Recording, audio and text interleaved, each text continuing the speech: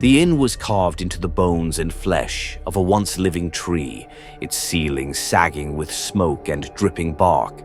Flames sputtered in the hearth, licking the air with a crackle.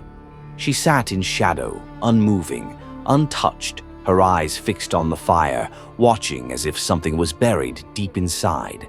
As the clock chimed 6, 2 young men swaggered into her den, seeking a night of adventure. A single moment was all that was required for his gaze to be drawn. Like a moth to the flame, his eyes locked upon her. Of course they did. They always do. Young, foolish, brimming with bravado and drunk on youthful courage, he braved to take a chance. A friend's whispered word was all he needed, and with the confidence of a king, he was ready to make his move.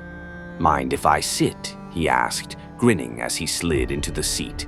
"My squire wagered you'd bite my head off. Thought I'd test the odds."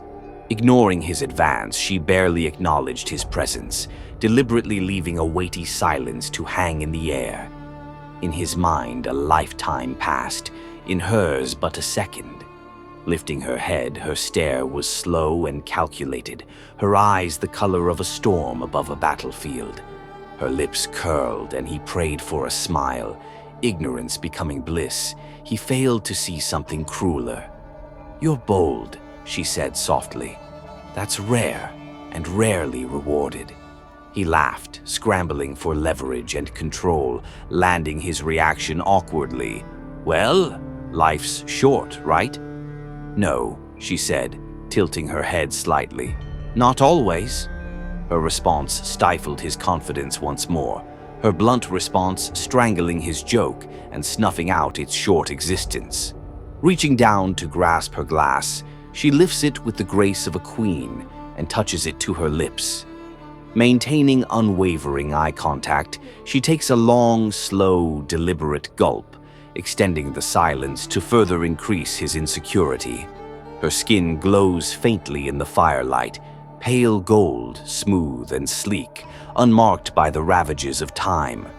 Shuffling in his seat, he tries to break the silence, take his chance, and turn his fortunes around. Struggling for the perfect icebreaker, he asked where she was headed and what business a lady of her caliber has in a place like this. Placing her glass down without effort and sound, she responds, her voice like silk amongst smooth wine. "I go where doors open and where things are ready to burn." A confused look washed across his face, doubling down as her hand extended across the table and clasped his. Surprise replaced his confusion. Her skin was blistering hot, fevered and burning ablaze. Jerking away in human reaction, he couldn't help but blurt out, "You're hot!" Rising from her seat, she leaned closer, lips brushing his ear. "Charming. I love a man who knows what he wants." He shivered, her breath warm and sweet. Yet as it buried into his ear, he couldn't help but sense something waiting below the surface. Bringing her head in line with his, they locked eyes and time began to freeze. In that single moment, only the two existed and both were entwined. Leaning forward with the elegance of a serpent and without warning, she kissed him hard, full with passion and hunger. His eyes widened with shock, the taste flooded his senses, a tinge of metal, a drop of honey, a sprinkle of ash, and a drizzle of something foul. Her tongue moved inside him like it belonged there, like it was searching for more. His limbs twitched in response, his heart thundered, skipped a beat, and then staggered. When she pulled away and their eyes locked once more, her wry smile had gone, and her eyes were dark and hollow. The joyful chatter of the inn faded, the music slowly twisted to silence, and his friend was but a distant memory.